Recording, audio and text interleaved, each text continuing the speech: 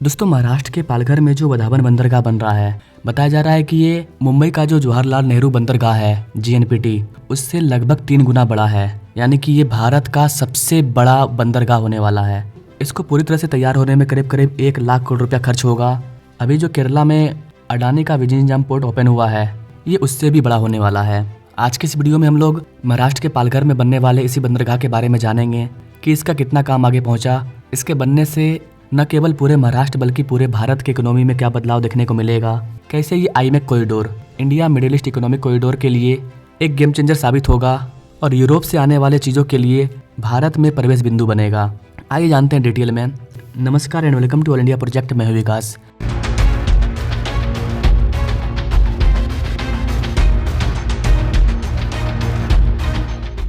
Now directly come to the point.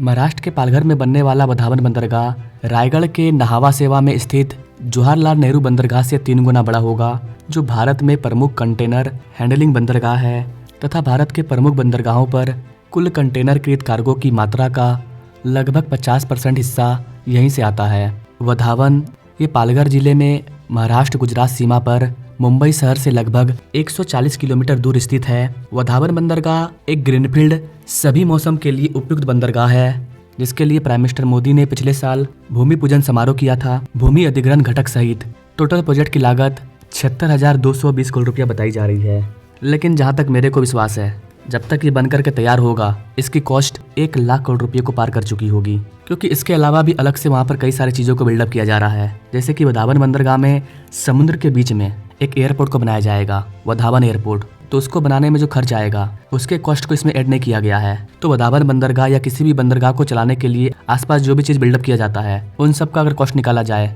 तो वो काफ़ी ज़्यादा होता है। इतना पैसा सिर्फ इस पोर्ट के लिए खर्च किया जाएगा। अब वहाँ पर अगर अलग से एक्सप्रेसवे को बना रहे हैं, उसके लिए अलग से रोड वगैरह को बनाया जा रहा है, एयरपोर्ट को बनाया जा रहा है, हेलीपैड को बनाया जा रहा है, उन सब में अलग खर्च आता है। अधिकारियों के सूत्र ने बताया है कि इस परियोजना का निर्माण जवाहरलाल नेहरू पोर्ट अथॉरिटी यानी कि JNPT और महाराष्ट्र मैरीटाइम बोर्ड MMB द्वारा गठित SPV Wadhawan port project limited यानी कि VPPL द्वारा किया जाएगा, जिसमें क्रमशः 74% और 26% की हिस्सेदारी होगी। इसमें सार्वजनिक निजी भागीदारी यानी कि PPP मोड में कोर इंफ्रास्ट्रक्चर, टर्मिनल और अन्य वाणिज्यिक इंफ्रास्ट्रक्चर का विकास शामिल होगा। दूसरी ओर राज्य सरकार द्वारा संचालित महाराष्ट्र हवाई अड्डा विकास कंपनी यानी कि MADC, इन्होंने पालघर के वधावन क्षेत्र में एक ग्रीनफील्ड हवाई अड्डा विकास करने के लिए एक पूर्व व्यवहार्यता अध्ययन शुरू कर दिया है। समुद्र के बीच में कैसे एयरपोर्ट को बनाया जाएगा, इस पर मैंने वीडियो डाला है। इसका लिंक मैं डिस्क्रिप्शन बॉक्स में डाल दूंगा, आप जाकर के देख लेना। न वधावन बंदरगाह और सड़क परिवहन एवं राजमार्ग मंत्रालय के राष्ट्रीय राजमार्गों के बीच सड़क संपर्क को भी सही किया जाएगा और रेल मंत्रालय द्वारा मौजूदा रेल नेटवर्क और आगामी समर्पित रेल फ्रेट कॉरिडोर, ये सब वधावन बंदरगाह से होकर के गुजरेगा। क्योंकि पोर्ट का मतलब क्या, अब ये भारत का सबसे बड़ा पोर्ट होने जा रहा है, तो हमें इसे पूरे भारत से कनेक्टिविटी देनी पड़ेगी। सबसे इंपॉर्टेंट चीज़ है freight corridor. Freight corridor specially Bharat के बिजनेस को ग्रो करने के लिए बनाया जा रहा है। डेडिकेटेड फ्रेट कॉरिडोर पूरे भारत से जुड़ा हुआ होगा। 4 और डेडिकेटेड फ्रेट कॉरिडोर बन रहा है। 2 के बारे में मैंने वीडियो डाला हुआ है, 4 के बारे में भी डाला हुआ है। लिंक आपको डिस्क्रिप्शन बॉक्स में मिल जाएगा, आप चाहो तो जाकर के देख सकते हो। तो जो डेडिकेटेड फ्रेट कॉरिडोर होगा, भारत में कोई भी कंपनी कोई भी प्रोडक्ट बनाएगी तो उसको हम लोग इस पोर्ट पर लेकर के आएंगे डेडिकेटेड फ्रेट कॉरिडोर के माध्यम से। उसके बाद इन चीज़ों को दुनिया के अलग अलग देशों में सप्लाई किया जाएगा। तो भारत के ये इकोनॉमिक ग्रोथ में, भारत को डेवलप कंट्री बनाने में काफ़ी इंपॉर्टेंट रोल प्ले करने वाला है। तो रेल मंत्रालय, सड़क मंत्रालय, हर मंत्रालय का इसमें रोल प्ले होगा। यहाँ पर गाइस आपको बता दें कि इस बंदरगाह में 9 कंटेनर टर्मिनल होंगे, जिनमें से प्रत्येक 1000 मीटर लंबा होगा। मतलब 1-1 किलोमीटर का 9 कंटेनर टर्मिनल को बनाया जाएगा। जिस तरह से आप एयरपोर्ट में अलग अलग टर्मिनल भवन देखते हैं, ठीक वैसे ही आपको यहाँ पर अलग अलग टर्मिनल देखने को मिलेगा, जो कि अलग अलग कंटेनर जोन होगा। तो टोटल 9 किलोमीटर का यहाँ पर आपको कंटेनर टर्मिनल देखने को मिलेगा, जो कि भी भारत में कहीं पर भी नहीं है। यहाँ पर तटीय बर्थ सहित 4 बहुउद्देशीय बर्थ होंगे, 4 लिक्विड कार्गो बर्थ होंगे, 1 रोरो बर्थ होगा और 1 तटरक्षक बर्थ होगा। इस तरह के अलग अलग बर्थ को बनाया जाएगा। महाराष्ट्र के मुख्यमंत्री देवेंद्र फडणवीस ने अभी हाल ही में बुधवार को मुंबई के सह्याद्री गेस्ट हाउस में कैरियर ट्रेनिंग प्रोग्राम सत्र में IFS अधिकारियों के साथ बातचीत के दौरान कहा कि आगामी बंदरगाह JNPA से 3 गुना बड़ा होगा और दुनिया के 10 सबसे बड़े बंदरगाहों में शुमार होगा। मतलब दुनिया के जो टॉप 10 बिगेस्ट पोर्ट हैं, उस लिस्ट में ये शामिल हो जाएगा। यह बंदरगाह अगले 20 वर्षों में एक नई अर्थव्यवस्था को जन्म देगा, जिससे अकेले मुंबई में $1.5 ट्रिलियन की अर्थव्यवस्था बनने की क्षमता है। जी हाँ गाइस, सिर्फ मुंबई की जो इकोनॉमी होगी, जो जीडीपी होगी, वो $1.5 ट्रिलियन हो जाएगी आने वाले दिनों में।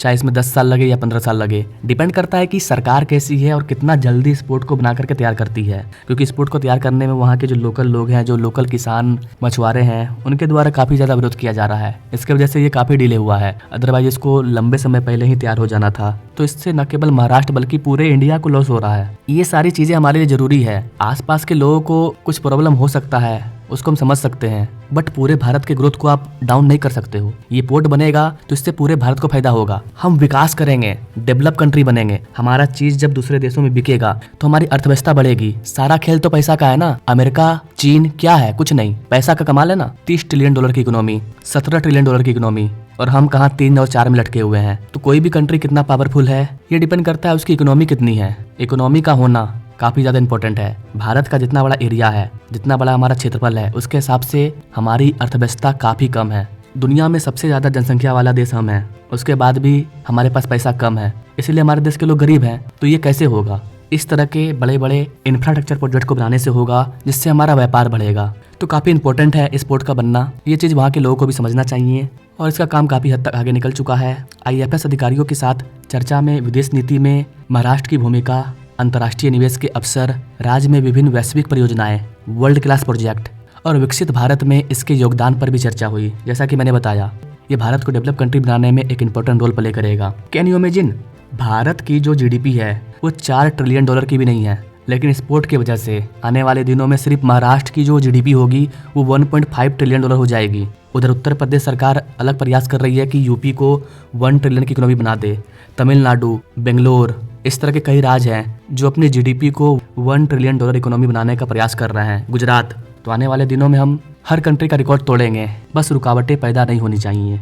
जैसे कि पाकिस्तान रुकावट पैदा कर रहा था, उसका क्लास हमने लगा दिया है। ऐसे ही भारत के अंदर बड़े बड़े इंफ्रास्ट्रक्चर का बनना काफी ज्यादा जरूरी है। तो ये पोर्ट भारत के विकास में बहुत इंपॉर्टेंट रोल प्ले करेगा। बातचीत के दौरान देवेंद्र फडणवीस ने मुंबई महानगर क्षेत्र के परिवर्तन के बारे में विस्तार में बात की। देवेंद्र फडणवीस ने मुंबई के समग्र विकास के लिए तटीय सड़क यानी कि कोस्टल रोड, अटल सेतु और तीसरी मुंबई सहित बुनियादी ढांचा परियोजनाओं के बारे में बात की। थर्ड मुंबई कैसा होगा, इस पर मैंने वीडियो अपलोड कर दिया है, सामने वीडियो शो होगा, आप क्लिक करके देख सकते हैं। देवेंद्र फडणवीस ने घोषणा की है कि 200 एकड़ भूमि पर एक एडू सिटी को बनाया जाएगा, जिसमें 12 अग्रणी अंतर्राष्ट्रीय विश्वविद्यालय होंगे और लगभग 1 लाख छात्र इसमें अध्ययन करेंगे, क्योंकि लोगों को एजुकेटेड करना काफी ज्यादा जरूरी है। विश्वविद्यालय बनाया जाएगा तो जाहिर सी बात है कि अच्छे स्टूडेंट यहाँ से निकलेंगे। हमारा एजुकेशन सिस्टम जितना मजबूत होगा, देश उतना ज़्यादा ग्रो करेगा। उन्होंने कहा कि इसके अलावा 300 एकड़ में एक इनोवेशन सिटी को बनाया जाएगा। 1000 एकड़ में एक नॉलेज सिटी की योजना बनाई गई है, जो मुंबई को प्रौद्योगिकी क्षेत्र में काफ़ी अग्रणी बनाएगी और 5 वर्षों के भीतर शहर के प्रदेश को बदल देगी।